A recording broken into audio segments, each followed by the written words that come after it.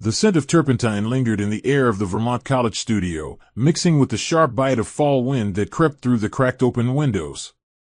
Elena Bradford stood before a half-finished canvas, dabbing pale streaks of ochre and violet across a silhouette of a woman reaching for the stars. Her paint-stained hoodie clung to her frame, her curls pinned into a messy bun, and her headphones whispered Nina Simone's "I wish I knew how it would feel to be free." Art had always been Elena's escape, her mirror, her rebellion, her healing. Raised by her mother Lydia after her father left when she was just 2, Elena found home in colors and canvas. She studied psychology by day, art by night, with hopes of fusing therapy and creativity for broken souls.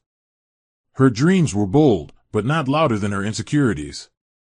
Growing up in a world that rarely listened to black women's pain, Elena had learned to whisper her dreams to the canvas instead.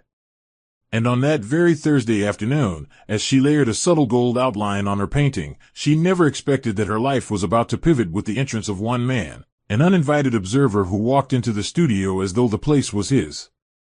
Ryan Lockwood entered with the confidence of someone who had never been told no. Tall, clean-shaven, sharply dressed in a charcoal wool coat and a cashmere scarf knotted like a Parisian native, he didn't look like a student, because he wasn't one. Ryan was a tech entrepreneur who had been invited to speak at a neighboring campus about blockchain startups. But his boredom with formal lectures led him to wander, and his curiosity brought him through the doors of the Fine Arts Building, where he claimed he was looking for inspiration. He found it in Elena. For several minutes, he stood quietly, watching her paint without saying a word, and Elena, ever used to being invisible, didn't notice. When she finally turned, startled to find a stranger observing her, his first words were, "You paint like your soul's on fire." Cheesy, perhaps, but spoken with such charm and sincerity that it disarmed her. Elena didn't believe in love at first sight, but something about Ryan's quiet intensity pulled her in.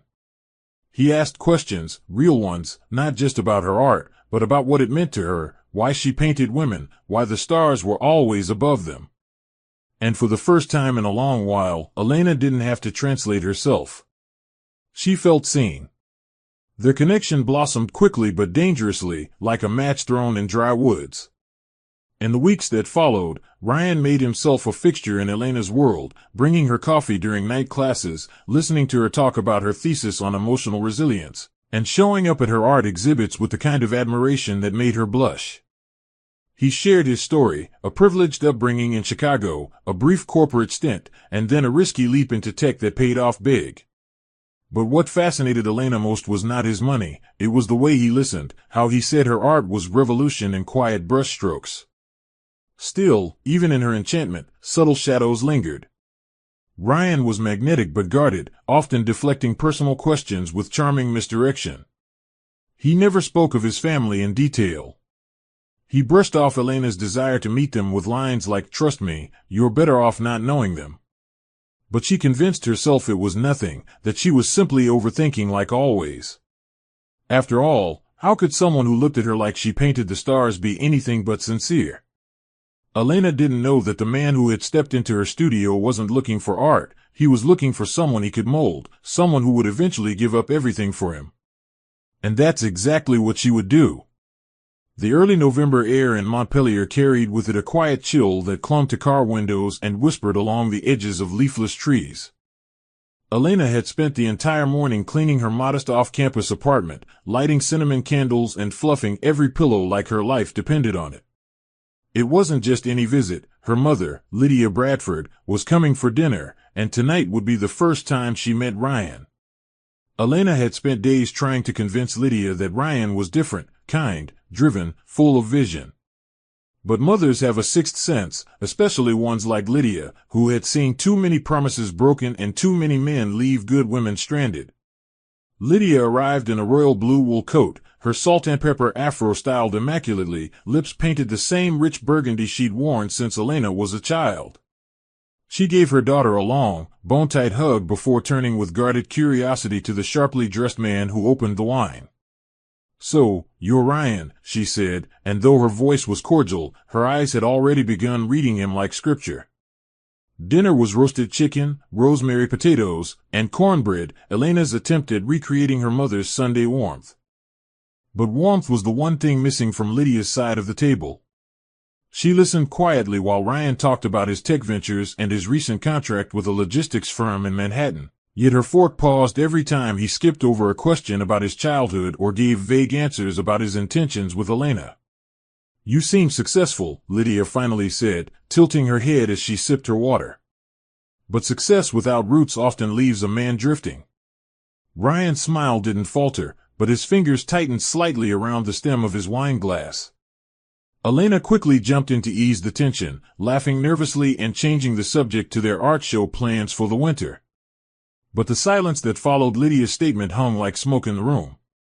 Later, as Ryan stepped out to take a business call, Lydia turned to Elena, her voice low but firm. "He's handsome and clever, but something about that boy don't sit right with me. You remember what I told you about pretty boys with silver tongues? They always come with rusted secrets." Elena brushed it off, but the words echoed. After Ryan left that evening, Lydia sat in the living room, folding the same napkin over and over in her lap, her mind heavy with unease. She had seen that gleam before, the polished charm that masked something darker beneath. Elena tried to defend him, explaining how he made her feel valued, how he believed in her dreams and never made her feel like she had to shrink herself. But Lydia wasn't moved by charm. She was moved by consistency, and one dinner told her everything she needed to know. "You're an artist, baby," she said softly, standing to put on her coat. "Don't let anyone paint over your canvas just because they bring you a new brush." It was a poetic warning Elena didn't fully understand then, but years later, it would haunt her like a prophecy fulfilled. That night, as Elena texted Ryan a sweet goodnight message and received a heart emoji in return, she was still floating in the glow of his affection. But outside, under the black velvet sky, Lydia stood by her car, gripping the steering wheel tightly before muttering to herself, "God, let me be wrong about this man. Please." The winter winds of December danced fiercely through the city, but inside Café Calliope, tucked behind the old University Theater, Elena felt an electric warmth that had nothing to do with the heaters. Ryan had invited her there for a business brainstorm, claiming he had something exciting to share. Elena, wrapped in her brown pea coat with a sketchbook poking from her tote, listened with wide eyes as Ryan scribbled diagrams and flowcharts on napkins. "It's a data-backed logistics system for independent vendors," he explained passionately, his voice a rhythm of confidence and vision. "Elena, this could change the way small businesses survive in a world ruled by conglomerates." He wasn't just pitching software, he was pitching revolution, and more than that, he was pitching them. "I want us to build this together," he said. "You bring the psychology and creative marketing, I handle the tech." It sounded like the dream she didn't even know she had. Then came the catch. He needed a capital injection to begin development. $20,000, he said calmly. "It's your savings, I know, but this is us. Trust me." The words "trust me" echoed in Elena's mind for days. Her scholarship covered most of her education, and she'd saved that money from working 3 jobs through undergrad, teaching painting at youth centers, late-night tutoring, waitressing during weekends. $20,000 wasn't just money. It was freedom, security, a potential down payment on her future art therapy studio. But Ryan made it sound like a shared destiny. "You said you wanted to change the world, Elle," he whispered one night as they watched snowfall outside her apartment window. "This is how we start." He cupped her face in his hands, kissed her forehead, and spoke of empires. She saw in him not just a lover but a fellow builder. And so, the next morning, with trembling fingers and a swelling heart, she transferred the funds. That night, Ryan blindfolded her and took her to the rooftop of his apartment, where string lights danced like stars across the concrete. There, with a single red rose and a velvet box, he dropped to one knee. "Let's make this forever official," he said, revealing a simple diamond ring. Tears flooded her cheeks, not because of the proposal, but because she truly believed this man was her forever. In the weeks that followed, everything changed, and yet, everything seemed perfect. Elena began integrating herself into Ryan's startup plans, creating mood boards and campaign concepts, drafting wellness pitches that paired business with emotional intelligence. He praised her constantly, calling her his co-pilot, his visionary anchor. They started looking at loft apartments closer to New York City, and he encouraged her to take a leave from her studies, just for a semester, to focus on building their future. Her friends were skeptical. Michelle, her cousin and closest confidant, tried to be gentle. "He's charming, Elena. But don't lose you in all of him." Lydia, on the other hand, was more direct. "That man's feeding you castles made of smoke. You better make sure your name's on the deed before he flies off with your wings." But Elena didn't want doubt. She wanted love, legacy, purpose. She told herself Ryan was simply misunderstood, overly ambitious, a little rushed but golden-hearted. She had no idea that behind the glimmering smile was a man who had long mastered the art of disguise, and that her love, her loyalty, and her savings were merely tools in his blueprint for deception.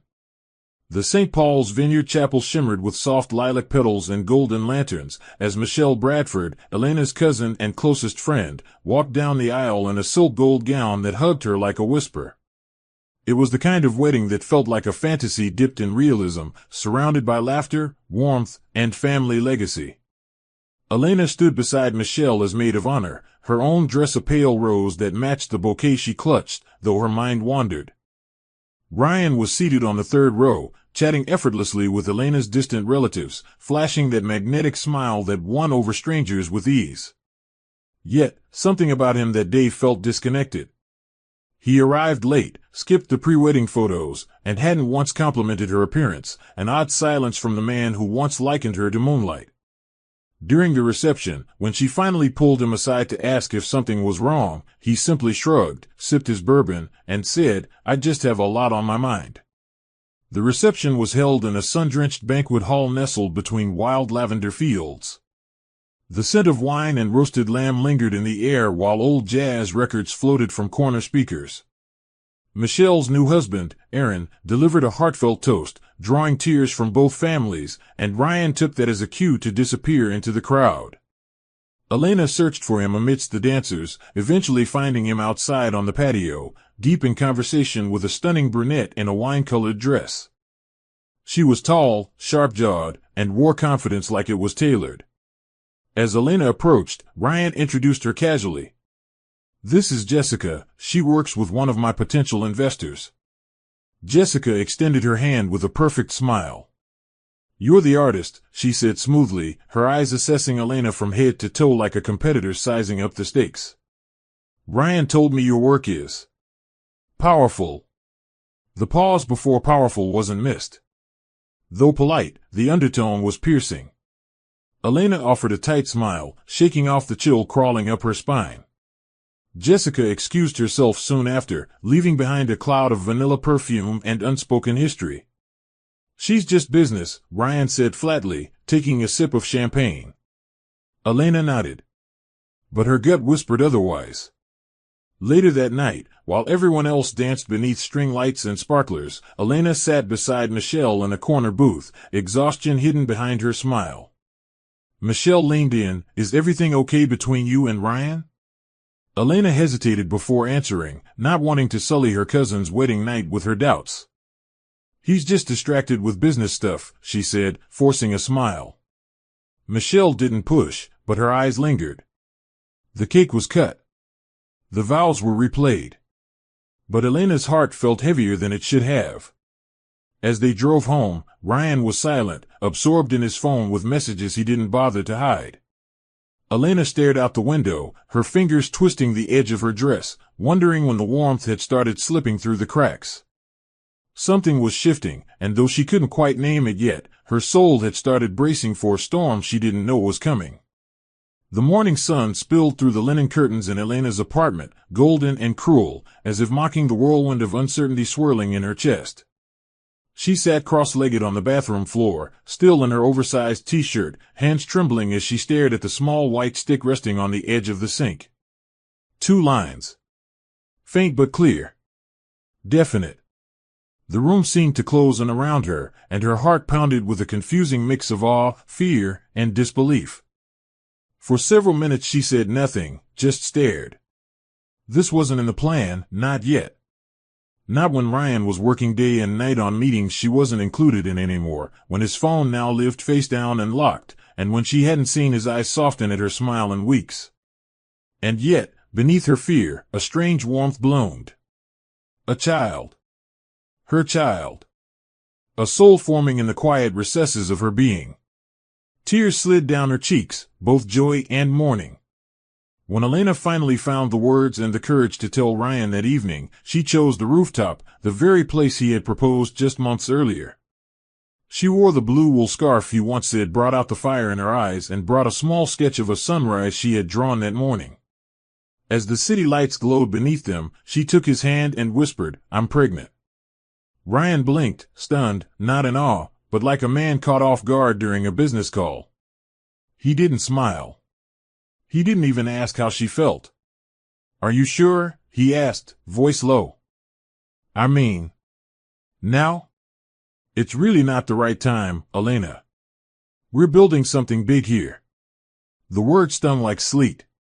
Elena stood frozen, watching as he ran a hand through his hair and sighed, muttering something about meetings, stress, and needing to process it all.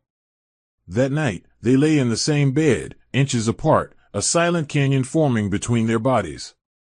Elena stared at the ceiling long after he'd fallen asleep, one hand on her belly, whispering, "I've got you, little one. Even if no one else does." In the weeks that followed, Ryan became even more emotionally distant. He was always on a call, always stepping out for urgent meetings, and always returning home with the scent of cologne that wasn't his. Elena stopped asking questions she knew would be dodged. Instead, she turned inward. She reopened the closet that housed her forgotten canvases, dusted off her paintbrushes, and began to create again, not for profit, not for a gallery, but for her sanity. Her strokes were different now. Bolder. Angrier. Softer. In a single painting, she depicted a woman standing in a rainstorm, clutching her belly, as a faceless man disappeared in the distance. That painting, later titled Beginning Without Permission, would one day be her most famous. But for now, it was her diary. A cry in colors. Lydia noticed the shift, too. "You're painting again," she said during a visit, eyes warm. Elena just nodded. She didn't yet have the words for the storm forming on her horizon, but her art, her oldest refuge, was already bracing for the downpour to come. It happened on a Thursday. Elena remembered because she had just returned from her prenatal checkup, her belly rounding beautifully at 5 months, the heartbeat of her daughter still echoing in her ears. She came home humming, holding the ultrasound print like a sacred relic. But the apartment was quiet, eerily so. Ryan's jacket wasn't by the door. His shoes weren't on the mat. She assumed he'd stepped out for groceries, maybe coffee. An hour passed. Then 2. Then 6. She called his phone, voicemail. Texted. No reply. Her heart began racing, but logic tried to soothe her. He's busy. He'll call. But that call never came. Instead, the next morning, she found an envelope on the kitchen counter, her name scribbled hastily across the front. Inside were keys and a single note, "I need space. Don't contact me." No explanation. No goodbye. No mention of their child. The man who once held her like oxygen was now gone, leaving only silence where promises used to live. The days that followed blurred into a haze of disbelief and emotional paralysis.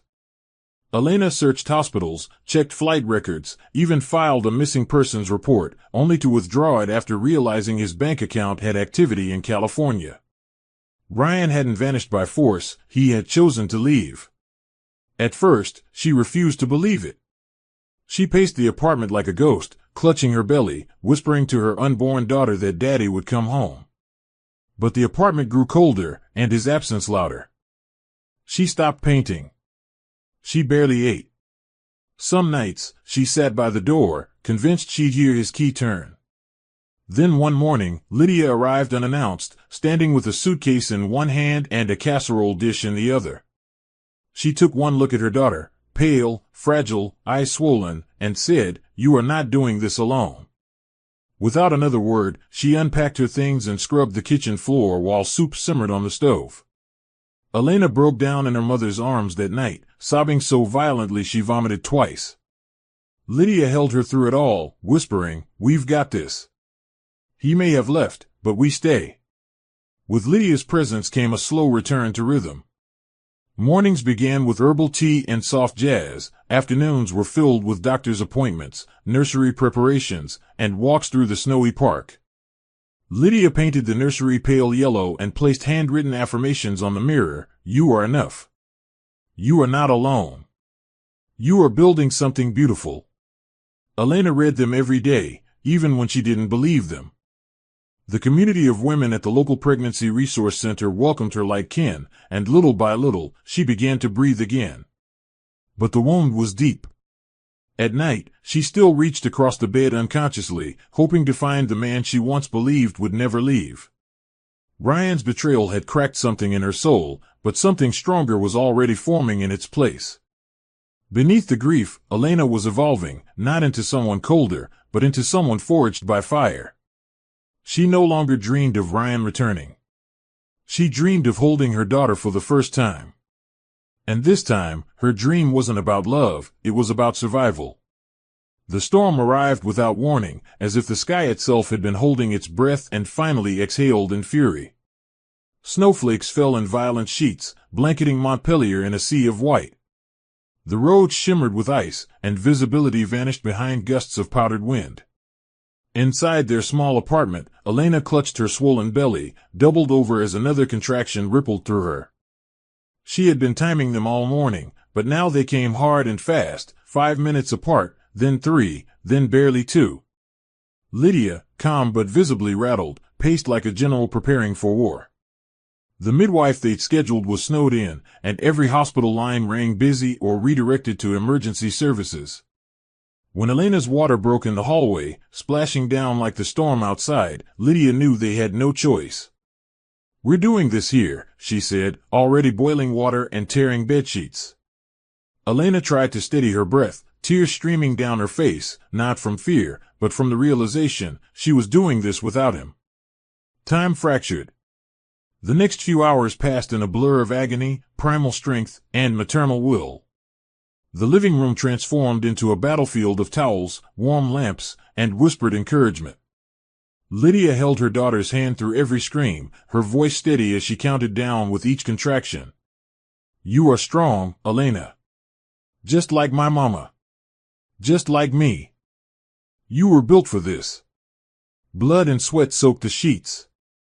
Elena had never felt more afraid, more alive, or more connected to the unseen bond of women who had birthed in caves, shacks, shelters, and now, a Vermont apartment during a blizzard.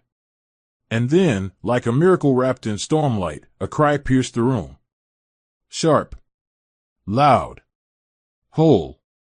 Elena collapsed back into the makeshift bedding, tears pouring freely as Lydia wrapped the tiny child in warm blankets. The moment she held her daughter to her chest, everything else faded, Ryan's betrayal, the loneliness, the fear. "Mira," she whispered. "Because you're the miracle I never saw coming." For hours, the storm howled outside, but inside that little apartment, time stood still. Lydia curled up beside them on the floor, watching as Elena cradled Mira with trembling hands. She was so small, barely 7 pounds, with a full head of curls and wide, curious eyes that blinked up at the world like it owed her no apologies. Elena studied every feature, every wrinkle in her fingers, memorizing her child like scripture. She thought she would feel overwhelmed, terrified, but instead, she felt complete. Not whole in the way love stories promised, but in the way warriors feel when they walk off the battlefield with their purpose intact. This child would not be raised in the shadow of a man who chose ambition over family. She would be raised in color, in truth, in strength.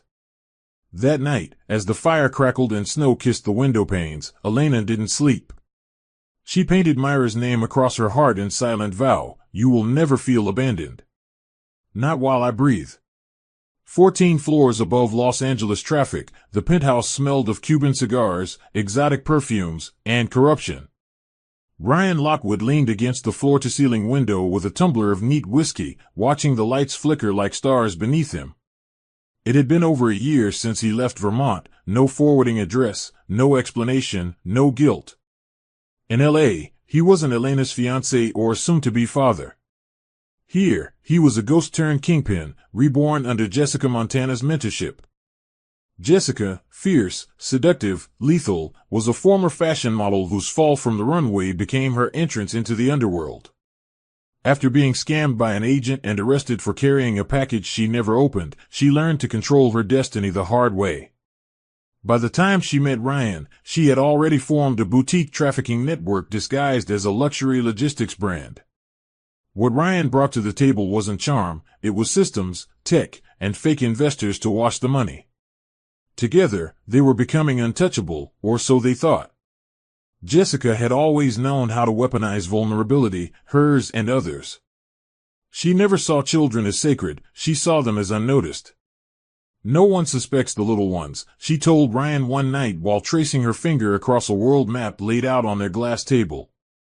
Parents use them to sneak candy into movie theaters. We'll use them for something more profitable. At first, Ryan recoiled at the suggestion, but Jessica was a master manipulator. She wrapped the plan in luxury and logic, painting a picture where customs officers would never suspect plush toys or child backpacks laced with hidden compartments. Think of it as legacy, she whispered, sipping red wine and silk lingerie. You've got a daughter somewhere, right? You said Elena had a girl? Well, maybe it's time you become a real father. Her words were both poison and prophecy. It started as a joke, a drunk hypothetical. But within weeks, Ryan began researching legal loopholes, exploring custody laws, and calling in favors from shady lawyers. To Jessica, love was a tool. To Ryan, family had become currency. And Mira? Mira was now a pawn in a scheme that would stretch far beyond her mother's worst nightmares. Their empire expanded quietly, wrapped in a camouflage of startup culture and wellness branding. Jessica launched a children's learning initiative that operated as a shell front for the shipments they moved between Mexico and the U.S. using soft packaging, child-sized apparel, and stuffed animals with micrograms of synthetic opioids tucked beneath button seams. It was insidious and nearly undetectable. Ryan, now using a new alias for travel, had begun laying the groundwork to re-enter Myra's life, not as an absent father, but as a rescuer. People eat up redemption stories, he said. All I need is a custody win and a rebrand. Jessica smiled, adjusting her diamond bracelet. Then we'll own the next generation of smuggling. But beneath their calculated cruelty, karma was circling, quiet and deliberate, waiting for its time. Because the universe, unlike customs, doesn't need probable cause to deliver justice. And what they had built in shadows would one day face the light and burn. The community hall smelled faintly of lemon disinfectant and instant coffee, the kind of sterile warmth that suggested comfort without fully delivering it. Folding chairs formed a circle in the center of the room, and at the front, a corkboard displayed paper butterflies bearing names written in colored marker. Healing isn't linear was written across the top in curving script. Elena sat near the window, her coat still wrapped around her, Mira nestled beside her with a juice box and crayons. She had almost turned around at the entrance, almost let shame swallow her whole, but Lydia's voice in her ear had been firm. You are not broken, baby. You're rebuilding. Around her, other mothers shared stories. A woman named Dana spoke of being widowed with twins. Another, Crystal, had left an abusive partner and was living in a shelter. For the first time in months, Elena didn't feel like a shattered singularity. She felt seen. Understood. And when the next speaker stepped forward, everything inside her stilled. Lucas Jameson was nothing like she expected. Tall, gentle-eyed, with the stillness of someone who had walked through fire and didn't feel the need to prove it. He introduced himself simply. My name's Lucas. I lost my wife, Clara, to leukemia 2 years ago. We have a daughter, Adri. She's 6. She thinks grief looks like a balloon. I think she's right. The group chuckled lightly, but Lucas's voice never lost its quiet gravity. He spoke not like a counselor, though he volunteered there, but like someone still carrying pieces of the people he lost. Elena watched him, not with romantic intrigue, but with a curiosity born of shared ache. When it was her turn, she hesitated before finally speaking. "My name is Elena. My daughter Mira is almost 1. Her father left when I was pregnant." The words came out steadier than she expected. No tears. Just facts. Lucas looked at her, not with pity, but with recognition. That unspoken language of survivors. After the meeting, as Mira showed Adri her crayon drawing of a purple bear, Lucas approached with 2 paper cups of coffee. "It gets easier," he said gently. Elena gave a weak smile. "I'm still trying to believe that." They talked about the group, about how healing can sometimes look like repetition, like showing up. Lucas never asked about Ryan, never prodded. Instead, he told her about Clara's love for poetry and how he'd once tried to cook pancakes and nearly burned down his kitchen. It was the first time Elena laughed, truly laughed, in months. Not because of love, not because she needed someone, but because she felt momentarily weightless. As Mira tugged on her coat sleeve and they prepared to leave, Lucas offered a quiet farewell. "See you next week?" Elena nodded slowly. "Yeah. I think so." That night, she didn't cry. She didn't paint. She simply stood at the window, watching snow fall again, and whispered to the sky, "We're going to be okay." The small red brick school stood like a beacon on the corner of Maple and Hartwell, its playground swaying with paper lanterns and tiny sneakers as parents clustered for the first day of kindergarten. Mira clutched Elena's hand tightly, her backpack too big for her frame and her curls bouncing with each nervous step. Elena crouched to her daughter's eye level, adjusting the hood of her pink jacket and whispering, "You are magic, baby girl. They're lucky to have you." Mira nodded solemnly, gripping the edges of her paint-stained lunchbox. Inside it was a folded napkin with a heart drawn in crayon and the words "Be bold. Be bright." It was Elena's mantra, and now Myra's armor.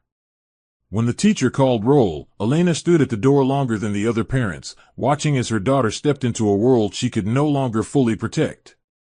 Her chest ached with pride, joy, and something deeper, an ache she couldn't name. Weeks passed, and Mira blossomed. Her teachers described her as whimsical and wise, her classmates as quiet but kind. She brought drawings home each day, galaxies, ballerinas, stars in jars, and asked endless questions about dreams, colors, and whether clouds had feelings. Then came the announcement of the school's fall talent show, and to Elena's surprise, Mira insisted she wanted to paint live on stage. "I want to show people what I see in my sleep," she said, eyes wide with determination. Elena helped her prepare, buying new brushes and encouraging her daughter to paint boldly. The auditorium was packed the night of the show. Parents held up phones, teachers clapped, and each child performed with wide-eyed wonder. When it was Myra's turn, she stepped onto the stage, a single spotlight illuminating her easel. She dipped her brush in violet, gold, and cobalt, creating a cosmic swirl that made the audience fall silent. And when she finished, she turned to the crowd and simply said, "This is my world. It's full of hope." At the very back of the auditorium, behind the last row of folding chairs and half hidden beneath a navy ball cap, Ryan Lockwood stood in the shadows. He hadn't planned on being there, Jessica had warned him against it, but curiosity had burned through him. Mira looked just like Elena, but her presence was something else entirely. Confident. Magnetic. Unreachable. His heart twisted with something unfamiliar. Was it pride? Regret? Or just the calculating realization of how useful such a bright child could be to his growing empire? He didn't know, and maybe didn't care. All he saw was potential. When the audience erupted into applause and Elena rushed the stage to hug her daughter, Ryan's jaw clenched. He turned and walked away before they could spot him, but not before taking one last look at the child he once left behind. "It's time," he murmured beneath his breath. "She's ready." Outside, the night air was crisp. But inside Ryan's mind, plans were already forming, and Mira was now the centerpiece. It was a Wednesday morning like any other, parents kissing foreheads, teachers welcoming yawning little bodies into the schoolyard, and Elena waiting patiently near the oak tree beside the painted hopscotch path. Mira had forgotten her sweater again, and Vermont's early frost had crept in overnight. Elena waved as she saw her daughter approach from the classroom doors, laughing alongside two friends, her curls bouncing like little halos. But then, everything shifted. Her daughter paused mid-step, confusion flickering across her face. "Daddy," she whispered, loud enough to jolt Elena from her spot. There, at the edge of the school gate, stood a man Elena hadn't seen in over 4 years, Ryan. Trimmed beard, tailored coat, sunglasses, and a calculated smile that didn't quite reach his eyes. Elena's blood ran cold. Time slowed. Her heart raced. She dropped the sweater and instinctively stepped in front of Mira, her voice sharp and firm. "What are you doing here?" Ryan's smile widened. "I'm here for my daughter." The world tilted, and Elena felt her breath catch in her throat. Ryan's presence wasn't just unexpected, it was invasive. He looked too put together, too confident, as if this appearance had been rehearsed. Teachers nearby paused, sensing tension but unsure of context. Mira looked between her parents, her small face a blend of curiosity and confusion. "You can't just show up," Elena snapped, her voice shaking. "You don't get to be here." Ryan pulled a neatly folded document from his coat, an official-looking letter stamped by a firm Elena didn't recognize. "I've started custody proceedings," he said calmly, like he was discussing weekend brunch. "And I thought it was time I reconnected with my daughter." "Don't worry, everything will be legal." Elena's knees weakened. The letter trembled in her hand as she read the firm's name, Silver and Dolan Custodial Law. She'd never heard of them. Her thoughts scattered. Ryan leaned down and waved at Mira. "Hi, sweetheart. Remember me?" Mira gave a hesitant smile, her voice uncertain. "I think so." Elena clutched her daughter's hand and turned away, her mind already dialing a number she hadn't used in months, Michelle. That night, the kitchen table was covered in legal pads, coffee mugs, and tears. Michelle Bradford, now working as a licensed paralegal for a growing family law firm in Burlington, sat across from Elena, scanning the document Ryan had delivered. "This is real," she said slowly. "But something about it feels rushed. Like a move in a bigger game." Elena held Mira close on the couch, trying not to cry. "He just appeared, Michelle. Out of nowhere. Like the past never happened." Michelle looked at her cousin with steady eyes. "He doesn't want her because he loves her. He wants her for leverage, or worse." Elena's hands trembled.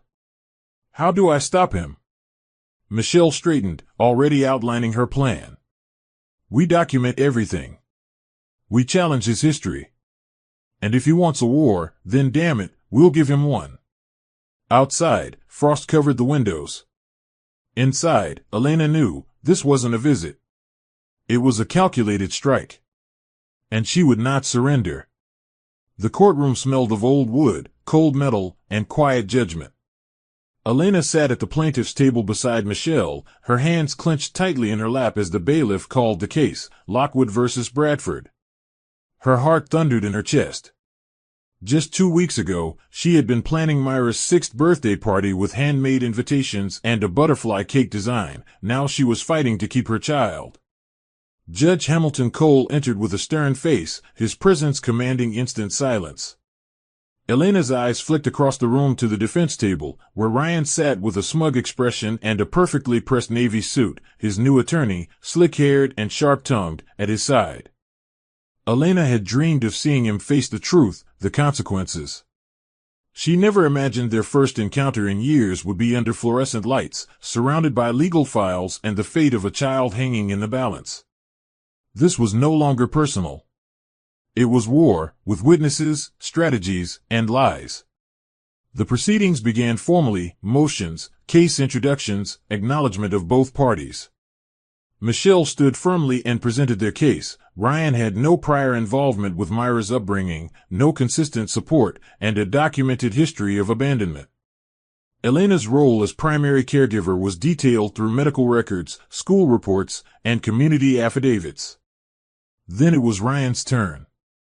His lawyer rose with a polite but venom-laced tone, announcing their intent to seek full custody on the grounds of moral instability and child endangerment. Elena froze.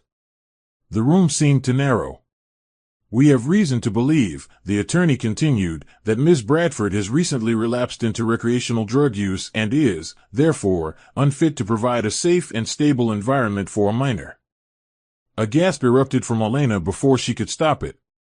"That's a lie," she said, rising to her feet. Judge Cole banged the gavel. "Order." Michelle pulled her down gently, whispering, "Stay calm. He's trying to shake you." Elena blinked through tears. She had been blindsided, publicly accused without evidence, and Ryan never even flinched. Michelle requested an immediate rebuttal, but Judge Cole ordered an investigation before further arguments. Elena would be subjected to a court-mandated drug test and home evaluation. Until the results returned, temporary custody was frozen. Mira would remain in Elena's care under monitoring. As they left the courtroom, Elena could hardly breathe. Outside the courthouse steps, Ryan approached with mock sympathy. "It's nothing personal," he said coolly.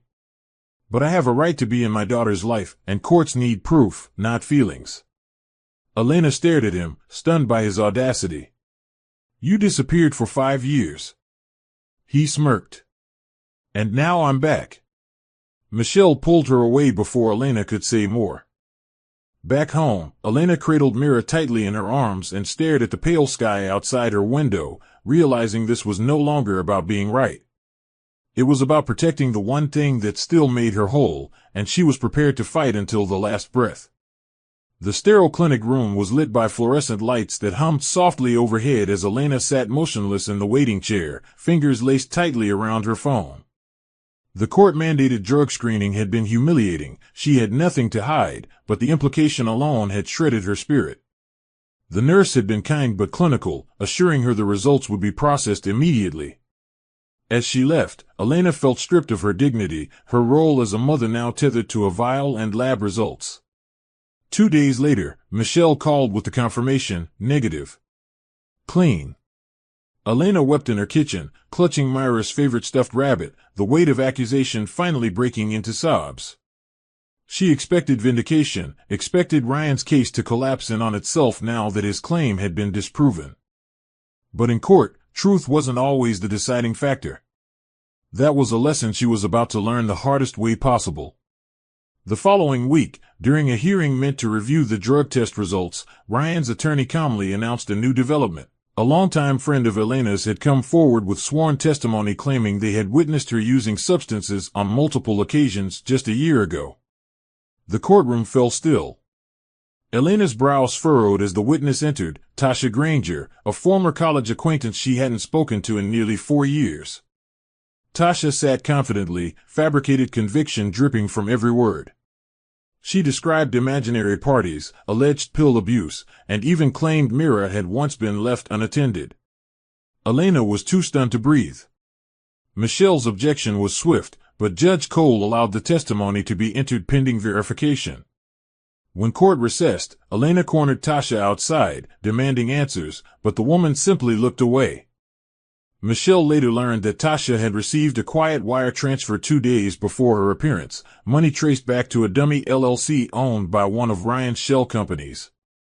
But the damage was already done. Despite the negative drug test, the conflicting testimony was enough for Judge Cole to suspend primary custody temporarily, pending a full investigation. Mira would be placed under supervised care between both parents. Elena felt her knees give out in the hallway as the order was read. The courtroom echoed in her ears, but all she heard was her daughter crying when they tried to take her hand.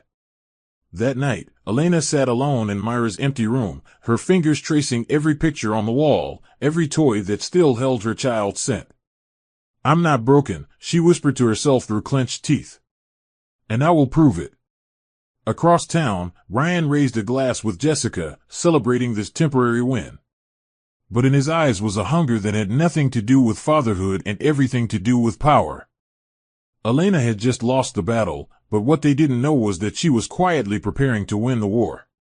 Michelle sat hunched over a pile of printed bank statements and court transcripts, her eyes sharp behind wire-rimmed glasses as Detective Gabriel Ramirez paced the length of her office. It had taken days of digging, but patterns were finally surfacing. Ryan's supposedly legitimate logistics company, Lockwood Global Connect, had funding trails that circled back to offshore accounts flagged in federal narcotics investigations. One document caught Michelle's eye, a corporate payment from an LLC in Nevada, dated exactly 2 days before the witness, Tasha Granger, testified in court. "That's no coincidence," Ramirez muttered, pulling his notebook closer. "And that LLC," he added, flipping through the records. "It's tied to a known smuggler out of Mexico." They both knew what that meant. Ryan wasn't just trying to win custody, he was laundering criminal assets through his fake corporate front. The implications were enormous. "We need a judge to reopen the case," Michelle said. "But we'll need proof, undeniable proof, to expose everything." Ramirez nodded. "And I know just where to look." At the family court filing office downtown, Lucas Jameson waited quietly in the corridor, holding a brown envelope marked custodial petition errors. As a volunteer social worker familiar with filing, he'd seen hundreds of custody applications, but Ryan seemed too perfect. It was Elena's trembling voice during their last support group meeting that prompted him to request a duplicate. As he cross-referenced Ryan's original filing with the court-stamped copy Elena had received, his jaw tightened. Ryan had slipped in an outdated address and a forged signature from a therapist who had never evaluated Elena. Lucas took a deep breath and scanned the forms again. A fraud like this meant the petition could be challenged, and if verified, could lead to criminal charges. He immediately called Michelle, who met him outside with Ramirez. They compared notes, and the energy between them shifted. No longer were they gathering shadows, they were building light. Real, tangible light. "It's time we go on the offensive," Michelle said. "He thinks we're playing defense. Let's blindside him." The following morning, Ryan arrived at Myra's supervised visit, dressed in a tailored charcoal suit, playing the role of a doting father while Jessica waited in a black SUV outside. But his performance was interrupted when Lydia Bradford appeared across the courtyard, storming through the school parking lot with her scarf trailing behind her like a banner of fury. Parents and staff turned as Lydia marched up to Ryan, her voice calm but thunderous. "You used to be a coward. Now you're just a liar." Ryan's smirk faltered. "Stay out of this, Lydia." She stepped closer and, without hesitation, delivered a resounding slap across his face, loud enough to silence the crowd. Gasps rang out, but Lydia didn't flinch. "That's for my daughter. And for my granddaughter." Security escorted her away, but the damage was done. That moment became the whisper of something bigger, something unfolding. Because while Ryan still thought he held the cards, the real reckoning had only just begun. The courtroom was silent as Judge Hamilton Cole reviewed the temporary ruling, his expression unreadable. Elena sat on the edge of her seat, her fingers gripping Michelle's hand so tightly that her knuckles turned white. Across the aisle, Ryan leaned back in his chair, feigning patience, while Jessica sat behind him with oversized sunglasses and an artificial look of concern. When the judge finally spoke, his words cracked the air like a whip. "In light of conflicting testimonies and pending investigation, this court grants temporary custody to the biological father, Mr. Ryan Lockwood." Elena's mouth went dry. The breath in her lungs turned into a scream she couldn't voice. The gavel fell, and the courtroom erupted into a blur of murmurs. She rose to her feet, but her legs gave out beneath her. Michelle caught her just before she hit the ground. "He's taking her," Elena whispered, tears streaking down her face. "He's taking my baby." That evening, Elena sat in a sterile hospital bed with an IV in her arm, heart monitors blinking quietly behind her. The paramedics had rushed her in after she collapsed from a panic attack on the courthouse steps. Her eyes remained unfocused, her mind somewhere between rage and despair. Lydia sat beside her, stroking her hand, while Michelle paced the room with clenched fists. "He can't keep her," Michelle said. "We're going to overturn this." I swear it. But her words were distant to Elena, muted behind the grief clawing inside her. Mira had never spent a night away from her mother, not one. Elena kept seeing her daughter's little hands reaching for her as the social worker drove her away, her sobs echoing in the back seat. "Tell Mommy I'll wait for her," Mira had said. Those words looped endlessly in Elena's mind like a cruel lullaby. The pain wasn't just emotional, it was physical. As if part of her body had been carved out and left behind. At Ryan and Jessica's estate, Mira sat quietly on a velvet cushion in a pristine bedroom that looked more like a showroom than a home. Jessica brought in a tray of macarons and smiled as she set it down beside her. "You'll love it here, Princess," she said sweetly, kneeling to Mira's eye level.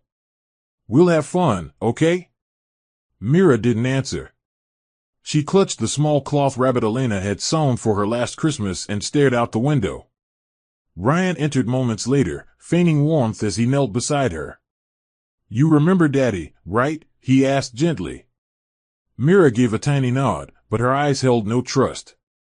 Later that night, as Jessica closed the door behind them, she whispered to Ryan, "Give it a few weeks. She'll adjust. Then we can start." Ryan lit a cigar on the patio, watching the stars. "Yeah," he said. "Once she trusts us, she'll carry everything we need. But karma doesn't knock. It waits, and now, it was listening." The mansion echoed at night. Despite its chandeliers and marble floors, it lacked warmth, no scattered toys, no bedtime stories, no mother's embrace. Mira tiptoed down the hallway with her stuffed rabbit in hand, searching for the lavender blanket her mother used to wrap her in after baths. She couldn't sleep. The rooms felt too cold, and the walls didn't hum with lullabies like home. As she passed her father's study, she paused at the door slightly ajar. Inside, Ryan and Jessica spoke in hushed tones, unaware of the child listening. "She's quiet and obedient," Jessica whispered. "We just need her to carry the next set in a bear. We've stuffed it with microsealants, undetectable at customs." Ryan replied, "You're sure the agents won't scan her?" Jessica chuckled. "They'll wave her through. Kids are invisible." Myra's tiny heart pounded. She didn't understand all the words, but she knew they were wrong. Very wrong. She backed away quietly, her rabbit pressed tightly to her chest. The next day, Myra's supervised school visit began like any other. She wore the yellow sundress Elena loved and kept her backpack clutched to her chest, inside which was the same bear Jessica had touched the night before. The social worker, Ms. Riley, monitored her as she joined her classmates in the art room. But Mira didn't paint. She didn't laugh. Her brush barely touched the page. At snack time, she asked softly if she could speak with her teacher, Ms. Lorna James, in private. The teacher, a kind woman in her 50s with a soft spot for quiet children, obliged. Mira sat down, eyes wide and voice trembling. "Ms. James, is it bad if people hide things in toys?" The teacher frowned gently. "What do you mean, sweetheart?" Mira hesitated, then opened her backpack, holding up the stuffed rabbit. "I think my daddy and the other lady are doing something bad. They said I'd carry stuff, so no one checks." Ms. James froze. Her instincts kicked in. She kept her tone calm but firm. "Thank you for telling me, Mira. That was very brave." What followed happened quickly, like dominoes falling in fast succession. Ms. James immediately alerted the school administrator, who contacted the authorities and Child Protective Services. Mira was escorted to a private room under school care, while her bear was handed over for examination. What they found inside sent shockwaves through law enforcement, a professionally stitched packet of powdered synthetic opioid, embedded between layers of plush stuffing. Within hours, Detective Gabriel Ramirez received the alert. He ordered a discreet lockdown on Ryan and Jessica's estate, placing them under surveillance while gathering warrants. Meanwhile, Elena, still recovering from her breakdown, was contacted by Michelle and told that Mira was safe. Tears burst from her eyes as she fell to her knees. "She told someone," she whispered in awe. "She told." In that moment, Elena didn't feel broken anymore. She felt like a mother whose child had found her voice. What Ryan had underestimated was not Elena's strength, but Myra's. The air was thick with tension as unmarked SUVs rolled up to the gates of Ryan Lockwood's estate under the velvet darkness of 4 a.m. Federal agents, dressed in black with the DEA insignia barely visible under their vests, moved in synchronized silence, executing a coordinated raid under sealed warrants. Inside, Ryan had just taken a late-night call with one of his international suppliers when floodlights lit up the yard like daylight. "What the?" he barked, but before he could reach for his burner phone, the front door exploded open. Jessica screamed as she scrambled for a closet, but within minutes both were handcuffed, disarmed, and separated. In the living room, an agent held up a children's suitcase filled with teddy bears identical to Myra's. "Exactly the same construction," he said grimly. In the basement, they uncovered rows of hidden crates disguised as school supply donations, each laced with concealed narcotics. The game was over, and the world was watching. By noon, every major news outlet in Vermont had picked up the story. A once-respected tech entrepreneur and his philanthropic partner arrested in a drug smuggling ring involving child trafficking proxies. Elena sat at her kitchen table in disbelief, watching the footage unfold, Ryan being led away in cuffs, Jessica screaming at reporters, and federal agents cataloging evidence. Her body trembled, not with fear, but with vindication. Michelle rushed into the room with her laptop, eyes wide. "The judge is holding an emergency review. We need to get there now." At the courthouse, Judge Hamilton Cole looked sterner than ever. "New evidence has emerged indicating intentional deception, criminal endangerment, and witness tampering," he said in his opening remarks. "The court is immediately reopening the custody case and placing the child under emergency protective care with her mother, effective now." Elena could barely breathe as the courtroom blurred through her tears. Her fingers pressed against her lips in stunned silence. The moment she'd fought for, cried for, had finally come. Outside the courtroom, reporters swarmed as Elena held Mira tightly against her chest, protective and fierce, refusing to let go. Flashbulbs snapped, questions were shouted, but all she heard was her daughter's soft voice whispering, "Mommy, can we go home now?" Michelle held the car door open, shielding them from the crowd, while Detective Ramirez approached with a file in his hand. "Ms. Bradford," he said, his voice low, "there's enough here for a federal conviction. We're preparing to charge both defendants with narcotics trafficking, defamation, endangerment of a minor, and obstruction of justice." Elena met his eyes, her own calm but fiery. "Make sure they never touch another child again." As they drove home, Mira sat curled against her, humming a lullaby Elena used to sing when she was a baby. Outside, the world buzzed with chaos. Inside their car, peace settled, for the first time in a very long time. But the war wasn't just won. It had been survived. The courtroom was packed wall to wall, reporters lining the back with cameras discreetly tucked beside notepads, the tension so thick it was hard to breathe. Judge Hamilton Cole presided from the bench with a gaze as cold as granite, the weight of the nation's attention pressing heavily on the room. Ryan sat in a gray prison uniform, wrists cuffed tightly, his smirk gone, replaced by a hardened silence. Jessica, seated beside him in matching orange, avoided eye contact with everyone, her face pale, her designer confidence long evaporated. As federal prosecutors presented their closing statements, the evidence was overwhelming: customs reports, digital transactions, tracking of smuggled goods, court-forged documents, and the damning recordings Myra's teacher had submitted. Elena sat quietly at the front, Mira nestled against her side, clutching her mother's hand. This time, there were no interruptions, no lies left to shield them. Ryan had finally run out of disguises. The empire he built on manipulation had collapsed in front of the world. Judge Cole's voice echoed across the room as he read the sentencing with deliberate weight. "Ryan Lockwood and Jessica Montana, this court finds you guilty on all counts: narcotics trafficking, defamation, obstruction of justice, perjury, and the attempted endangerment of a child. You are hereby sentenced to 60 years in federal prison, without eligibility for parole." A gasp moved through the courtroom, but Elena's expression didn't change. She didn't cheer. She didn't cry. She just closed her eyes and exhaled, one long, shuddering breath as if releasing the final poison from her soul. Ryan tried to speak, to twist his final words into apology or justification, but Judge Cole silenced him with a raised hand. "You had a daughter," he said coldly. "Not a mule. And not a weapon." As bailiffs escorted them away, Jessica broke down, screaming about injustice and betrayal, but no one listened. For the first time, Ryan and Jessica were exactly what they had tried to make Elena feel: powerless, voiceless, exposed. Outside, the sun had never looked brighter. Elena stepped through the courthouse doors to a round of applause, not from spectators, but from fellow single mothers, teachers, and advocates who had followed her journey quietly and now surrounded her like a protective circle of light. Mira beamed beside her, her curls tied in two proud buns, holding the same rabbit that once carried danger, but now symbolized survival. Reporters asked for interviews. Publishers called for book deals. But Elena declined them all.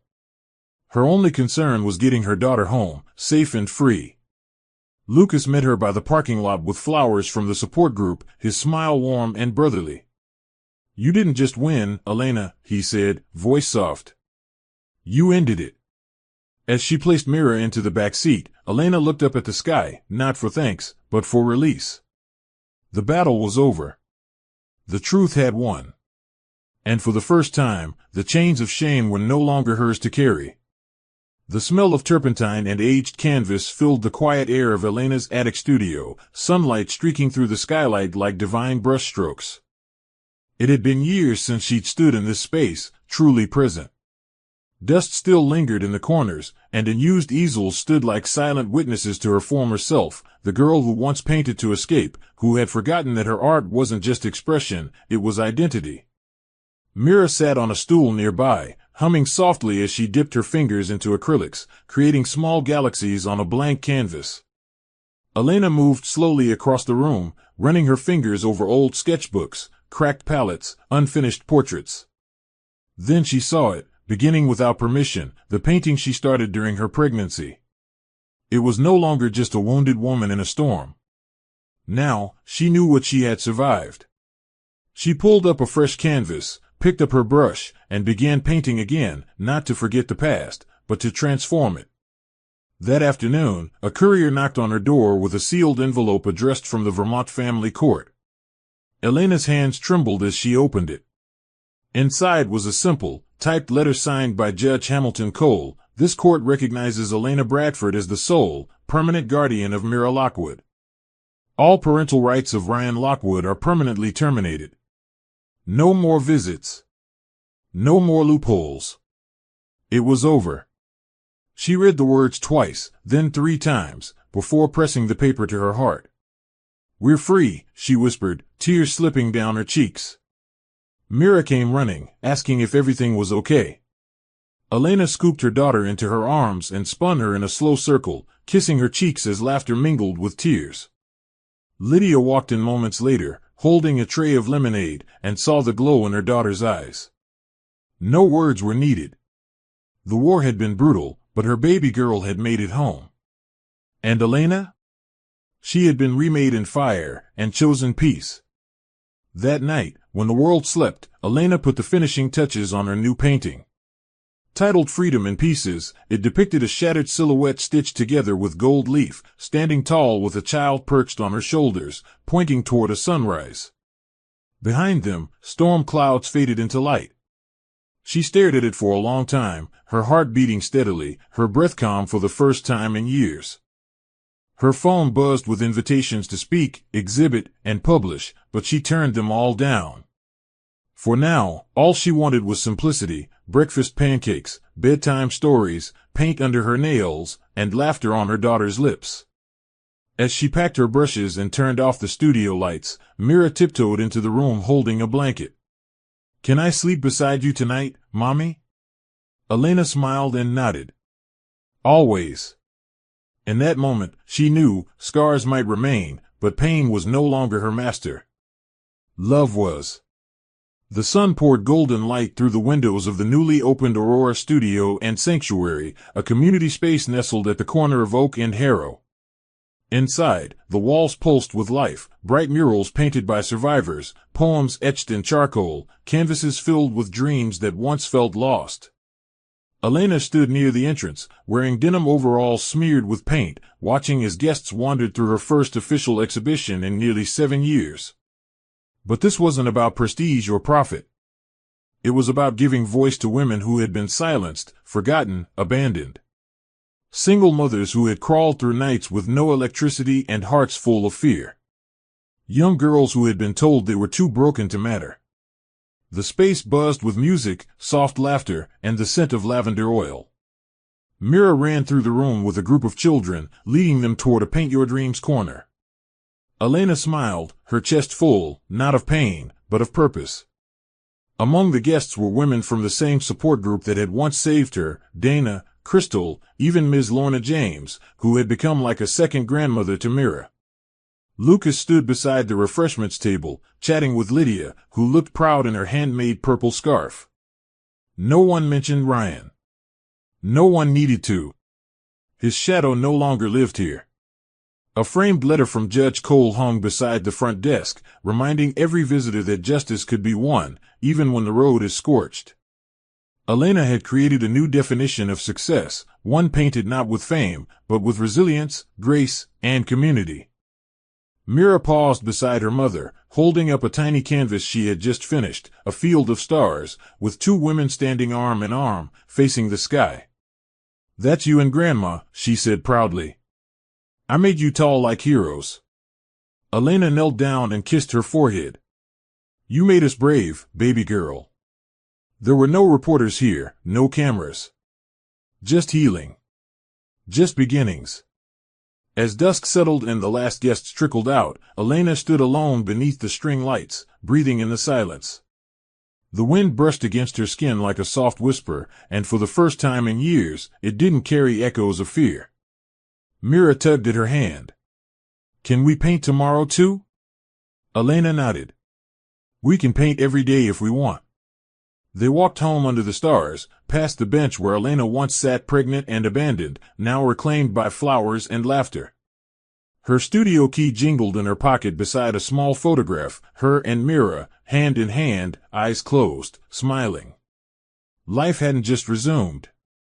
It had restarted. There were scars, yes, but they were no longer open wounds. They were stories now. Lessons. Reminders of how far they'd come. Elena looked up at the stars and whispered, "Thank you for not letting me break." Because some women weren't just survivors. They were rebirth in human form. The end.